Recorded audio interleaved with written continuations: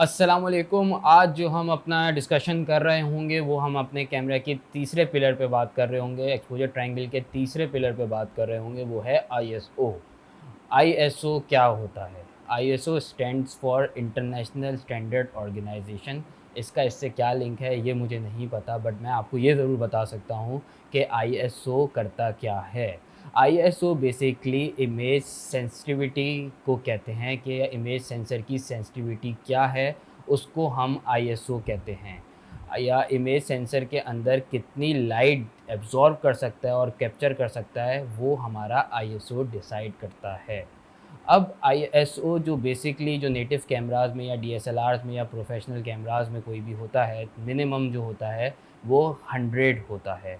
इसको आप बढ़ा भी सकते हैं, मतलब 200, 400 या इससे ज़्यादा भी लेके जा सकते हैं, ताकि आपकी लाइट जो है वो ज़्यादा इमेज सेंसर के अंदर आए और ज़्यादा एब्ज़ॉर्ब हो और आपकी पिक्चर अंधेरी जगह पे भी थोड़ी लाइट जो है आपके पास आए।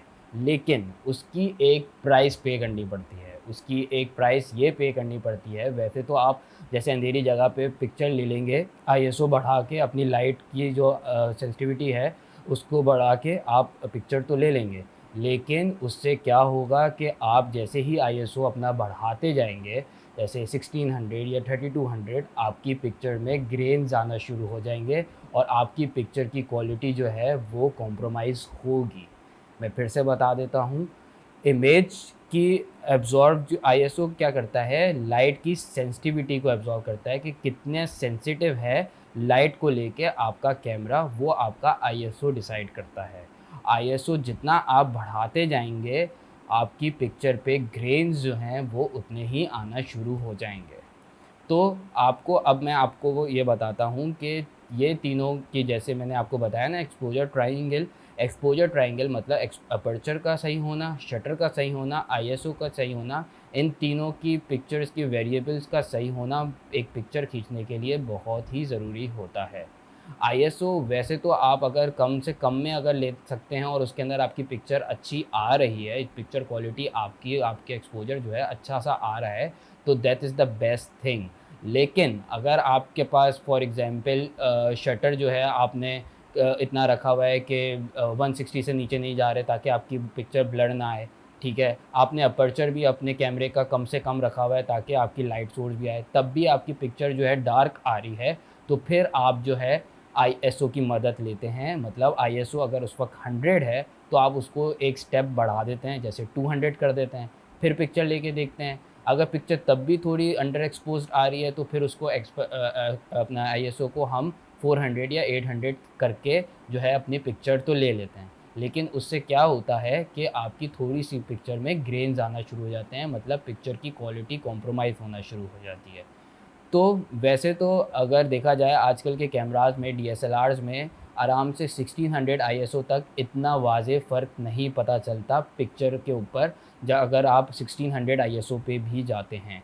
बट अगर कोई चीज़ आप लाइटिंग के साथ, आर्टिफ़िशियल लाइटिंग के साथ कर रहे हैं या प्रोडक्ट शूट कर रहे हैं या किसी भी चीज़ के ऊपर आप शूट कर रहे हैं प्रोफ़ेशनली, तब वो चीज़ जो है वो वाज़ेह फ़र्क क्रिएट करती है, क्योंकि व्हेन आप एडिट कर रहे होते हैं, आपको वाज़ेह फ़र्क पता चल रहा होता है कि उसकी पिक्चर में नॉइज़ आ जाती है।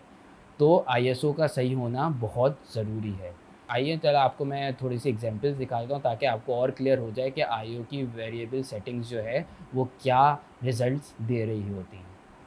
आइए अब आपको मैं बताता हूँ कि आईएसओ कैमरे के अंदर होता कहाँ है। ये आईएसओ लिखा हुआ दिख रहा होगा आपको, ये अभी 100 पे सेट हुआ हुआ है। अब मैं आपको बताता हूँ, इसको आप बढ़ा सकते हैं, लेकिन वैसे आपको मैंने बताया कि जितना आप बढ़ाएँगे उतनी ही नॉइज़ आपकी पिक्चर में ज़्यादा आएगी, और आप इसको जितना कम से कम रख सकते हैं और आपकी पिक्चर में लाइट जो है एक्यूरेट आ रही है, यानी एक्सपोज़र सही आ रहा है, तो आपकी उतनी ही पिक्चर रिफ़ाइंड और क्रिस्प आएगी, ठीक है?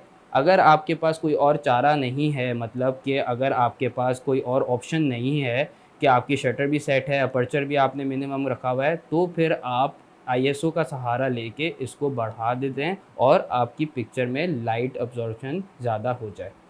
तो ये होता है आईएसओ। अब मैं इसकी आपको एग्ज़ाम्पल दिखा देता हूँ। अब थोड़ी-सी हम एग्ज़ाम्पल देखने से पहले ज़रा आईएसओ स्केल के ऊपर देख लें। देखें, 50, 100, 200 ये सारे वेरिएबल्स हैं जो आईएसओ के होते हैं, अप टू 6400 तक दिए हुए, इससे ज़्यादा भी होते हैं। देखें, अब इसके अंदर देखें, जितना आईएसओ कम है लेस सेंसिटिविटी टू लाइट है, और जितना आईएसओ ज़्यादा है मोर सेंसिटिविटी टू लाइट है, मतलब ज़्यादा लाइट आपका कैमरा एब्जॉर्ब कर सकता है। और इसके साथ ही साथ देखें, विल कैप्चर लेस लाइट और विल कैप्चर मोर लाइट। जितना आईएसओ बढ़ाते जाएंगे उतना ही आपका कैमरा जो है कैप्चर करेगा मोर लाइट। अब इसी के साथ देखें कि जितना आईएसओ कम है मतलब लेस इमेज नॉइस और ग्रेन आ रही है उसके अंदर, और जितना ही आईएसओ बढ़ता जाएगा उतनी ही मोर इमेज नॉइस और ग्रेन आने लग जाएगी। ठीक है। और इसके साथ साथ देखें, मोर light needed for good exposure, less light needed for good exposure. Exposure क्या होता है, आपकी पिक्चर जो एक नॉर्मल एक्यूरेट लगे और एक्यूरेट एक्सपोजर पे आए उसको हम एक्सपोजर कहते हैं। अब आप ये देखें, आपने ये एग्जाम्पल मैं आपको दिखाऊं, मैंने जिस तरह आपको कहा था कि 800 तक, अप टू 800 तक इतनी नॉइज़ पता नहीं चलती कैमरे के अंदर, तो ये उसकी फाइन एग्जाम्पल है।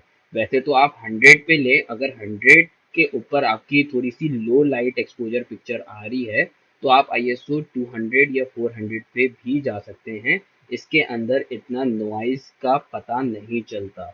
लेकिन जैसे ही आप 800 पे गए, आपका थोड़ा सा हाई एक्सपोजर पे पिक्चर आना शुरू हो गई और नॉइस डेवलप होना शुरू हो जाएगी। ये मैं आपको एग्जांपल इससे देना चाहूँगा। देखें, 100 टू अप टू 800 तक आपको इतना पता वाज़ेह फ़र्क नहीं पता चल रहा होगा पिक्चर के अंदर, लेकिन अलबत्ता अगर आप इसको थोड़ा सा डिटेल में देखेंगे ना, तो ये देखिए नॉइज़ आना शुरू हो गई है पिक्चर में। अव्वल तो पिक्चर जो है उसके अंदर लाइट बढ़ तो गई है, लेकिन उसके अंदर लाइट की नॉइज, पिक्चर के अंदर नॉइज आना ज़्यादा शुरू हो गई है।